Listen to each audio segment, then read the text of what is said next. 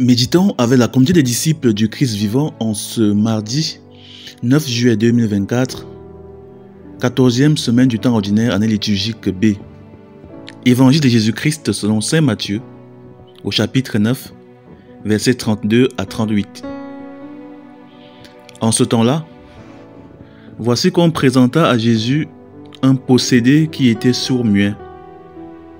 Lorsque le démon eut été expulsé, le sourd-muet se mit à parler. Les foules furent dans l'admiration et elles disaient: jamais rien de pareil ne s'est vu en Israël. Mais les pharisiens disaient: c'est par le chef des démons qu'il expulse les démons. Jésus parcourait toutes les villes et tous les villages, enseignant dans leurs synagogues, proclamant l'évangile du royaume et guérissant toute maladie et toute infirmité. Voyant les foules, Jésus fut saisi de compassion envers elles parce qu'elles étaient désemparées et abattues comme des brebis sans berger. Il dit alors à ses disciples: la moisson est abondante, mais les ouvriers sont peu nombreux. Priez donc le maître de la moisson d'envoyer des ouvriers pour sa moisson. Acclamons la parole de Dieu.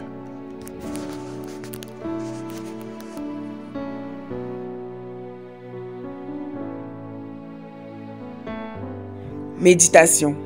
Frères et sœurs en Jésus-Christ, béni soit le Seigneur qui nous donne de voir ce nouveau jour.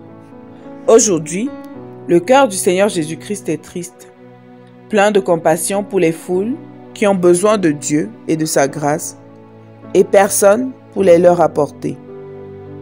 Les brebis sont abondantes, mais très peu de vrais bergers sont disponibles.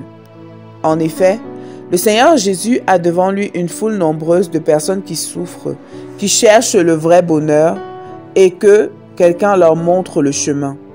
Le nombre de ceux qui cherchent Dieu, sans même le savoir, est très grand. Mais les moissonneurs, les annonceurs de la bonne nouvelle sont très rares. Le bon berger est celui qui a du temps et du cœur pour les brebis, celui qui peut sacrifier son temps par amour pour les âmes, le temps pour les écouter, pour les évangéliser, pour apporter du réconfort, de l'espoir à ceux qui en ont besoin, sans espoir de recevoir quelque chose en retour. Aujourd'hui, personne n'a le temps pour servir Dieu. Nous sommes toujours occupés, nous avons notre travail, nos études, nos enfants, nos familles, nos associations, et nous n'avons pas le temps pour Dieu, pour servir l'Église. Ce que nous oublions, c'est que chaque seconde de vie est un cadeau de Dieu. C'est un temps qui nous est donné pour un but précis, sauver notre âme et celle de beaucoup d'autres.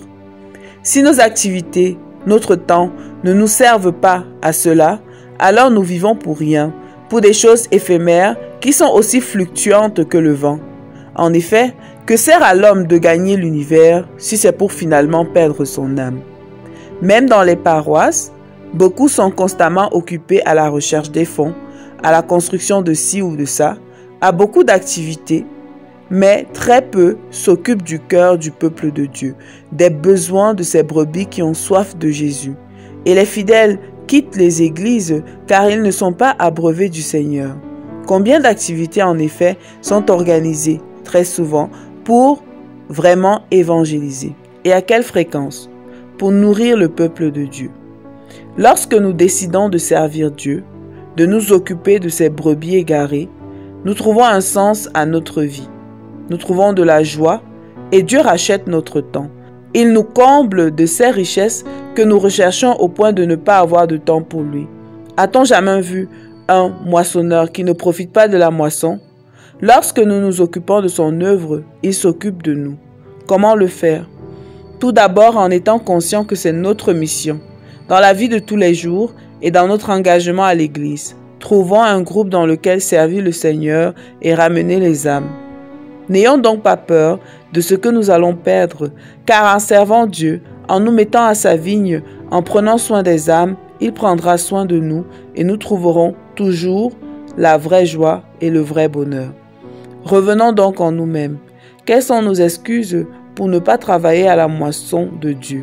Sommes-nous préoccupés par l'œuvre de Dieu? Avons-nous dans notre cœur le fardeau, le désir profond d'annoncer Jésus-Christ aux nations? Sommes-nous préoccupés par la laïcisation constante du monde? Prions. Seigneur, donne-nous la grâce d'être habités par le désir de ramener des âmes à toi. Intercession. Pour tous les laïcs qui s'engagent dans l'œuvre d'évangélisation, Seigneur, donne-leur la grâce de persévérer dans leur engagement. Maman Marie, intercède pour nous. Exercice spirituel. Décidons de nous engager dans un service à l'Église et si nous le sommes déjà, prenons des mesures pour faire notre service avec plus de ferveur et de zèle. Loué soit Jésus-Christ à jamais.